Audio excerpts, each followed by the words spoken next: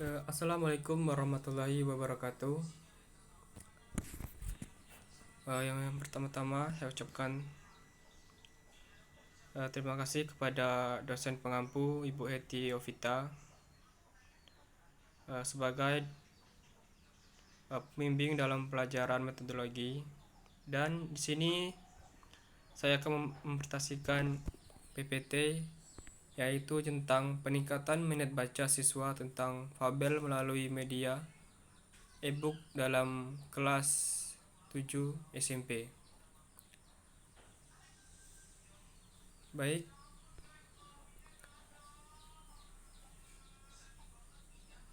yang A, latar belakang dalam masalah. Saat ini, minat baca masih menjadi pekerjaan rumah yang belum terselesaikan bagi bangsa Indonesia. Berbagai program telah dilakukan untuk meningkatkan minat baca masyarakat, pemerintah, praktisi, ataupun pendidik. Dan masyarakat yang peduli pada kondisi minat baca saat ini telah melakukan berbagai kegiatan yang mengharapkan mampu meningkatkan apresiasi masyarakat untuk membaca, dan tetapi berbagai program tersebut belum memperoleh hasil yang maksimal. Untuk mewujudkan bangsa budaya baca, maka bangsa ini perlu melakukan pembinaan minat baca anak. Pembinaan minat baca anak itu merupakan langkah awal sekaligus cara yang efektif dalam menuju bangsa yang berbudaya baca pada masa anak.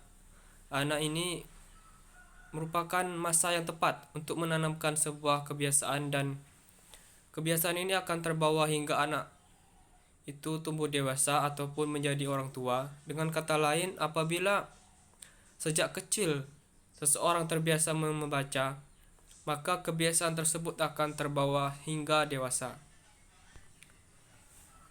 Pada usia sekolah dasar, anak mulai dikenalkan dengan huruf, belajar mengajar ataupun mengeja kata, dan kemudian belajar memaknai kata-kata tersebut dalam suatu kesatuan yang membentuk kalimat yang memiliki arti. Dan saat ini merupakan waktu yang tepat untuk menanamkan kebiasaan tersebut. Setelah anak-anak mampu membaca, anak-anak perlu diberikan bahan bacaan yang menarik sehingga mampu menggugah minat baca untuk membaca buku. Dan minat baca anak perlu kita pupuk dengan menyediakan buku-buku yang menarik dan representatif ataupun bagi perkembangan anak, sehingga minat membaca tersebut akan membentuk kebiasaan yang membaca. Apabila kebiasaan membaca telah tertanam pada diri anak, maka setelah dewasa anak tersebut akan merasakan kehilangan apabila sehari saja tidak membaca. Dari kebiasaan individu inilah kemudian akan berkembang menjadi budaya baca masyarakat. Akan tetapi, pembinaan minat baca anak saat ini, dan terkhususnya di Indonesia ini, sering terbentur dengan masalah ketersediaan sarana membaca. Tidak semua anak-anak mampu mendapatkan buku yang mampu mengunggah minat mereka untuk membaca. Dan juga faktor ekonomi ataupun minimnya kesadaran seorang orang tua untuk menyediakan buku bagi anak yang menyebabkan anak-anak tidak mendapatkan buku yang dibutuhkan, dan juga tidak tersedianya sarana membaca itu juga merupakan masalah besar dalam pembinaan minat baca anak. Terkhususnya anak-anak tidak dapat memanjakan minat bacanya karena tidak tersedia sarana membaca, mampu menggugah minat baca untuk membaca, ataupun juga padahal pembinaan minat baca anak ini merupakan modal dasar untuk memperbaiki kondisi minat baca masyarakat pada saat ini.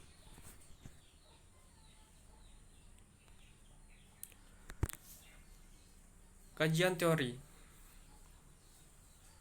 Pengertian minat baca merupakan gambaran sifat dan ingin memiliki kecenderungan tertentu.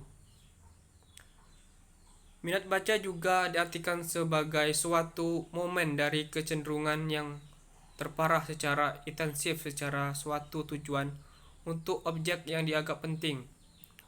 Objek yang menarik perhatian dapat juga membentuk minat baca karena adanya dorongan dan kecenderungan untuk mengetahui ataupun memperoleh atau menggali dan mencapainya.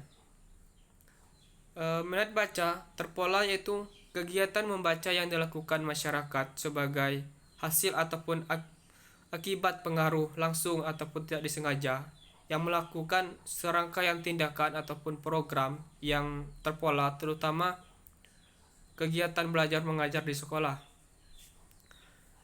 Dan juga banyak faktor-faktor yang mempengaruhi kemampuan dalam membaca, yang salah satunya itu tingkat inteligensinya, kemampuan berbahasa, sikap, minat ataupun emosi, dan juga keadaan membaca dan kebiasaan membaca, dan pengetahuan tentang cara membaca ataupun latar belakang sosial, ekonomi, dan budaya pengetahuan.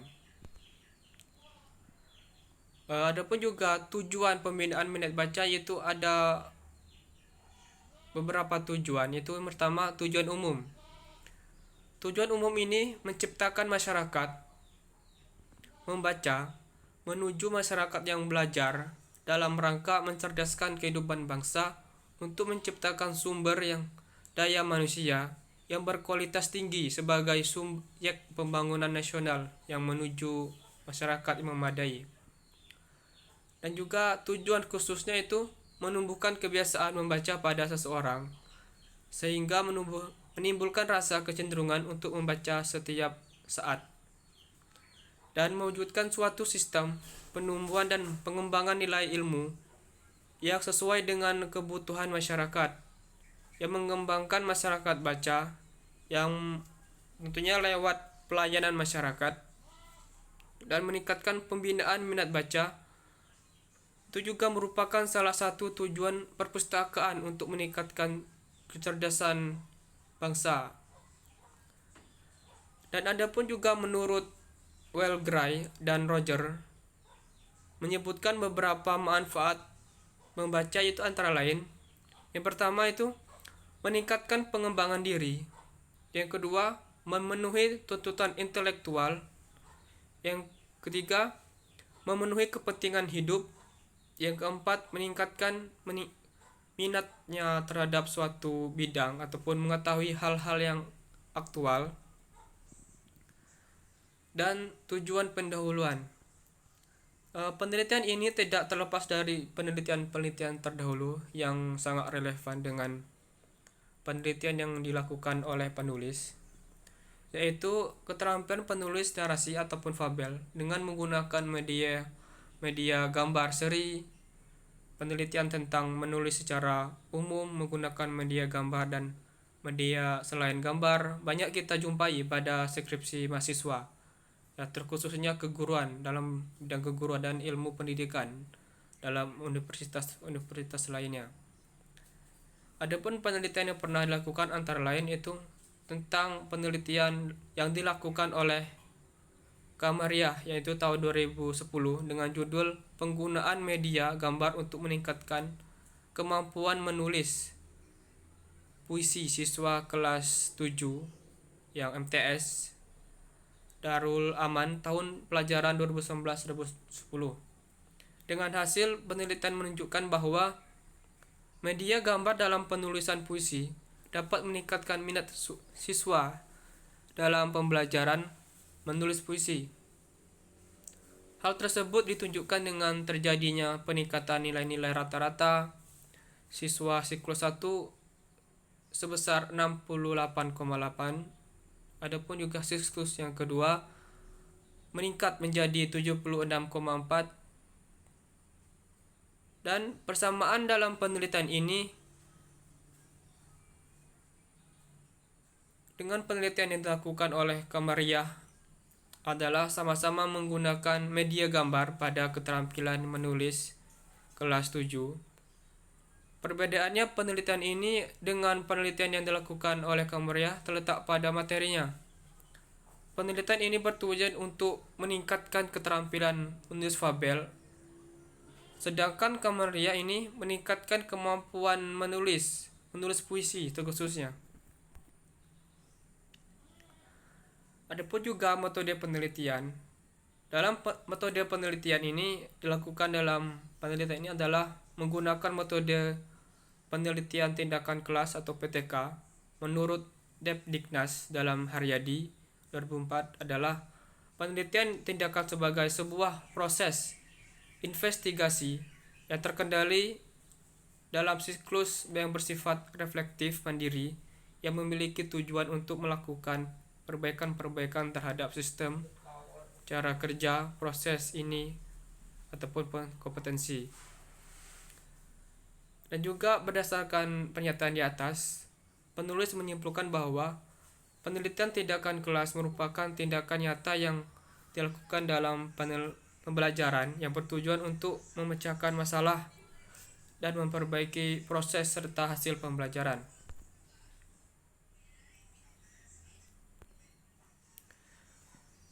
Dan juga teknik-teknik pengumpulan data.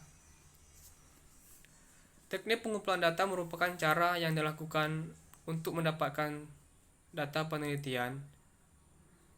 Hal senada diungkapkan oleh Haryadi 2014.